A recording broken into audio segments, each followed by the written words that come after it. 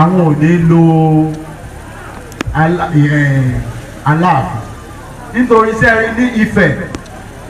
Ifẹ̀ jẹ́ ìlú tó jẹ́ pé kìí ṣe orísun Yorùbá, orísun àwọn tó wà bẹ́ẹ̀ Ìgbò ni wọ́n èé sọ èdè tíà, èdè wọn yàtọ̀.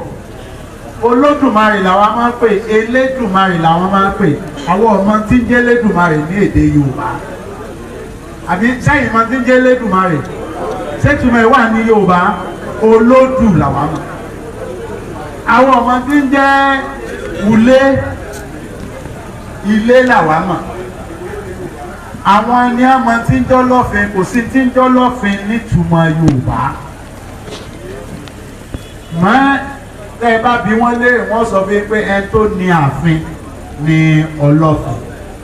Kí wá nìyẹn lédè Yorùbá?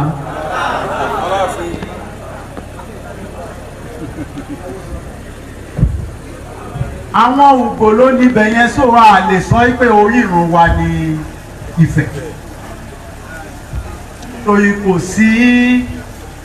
sí àṣà Yorùbá níbẹ̀. Ilé ìfìmọ̀ pé Odùduwà bàbá ńlá wa ó lọ bẹ̀, ó jagun lọ bẹ̀.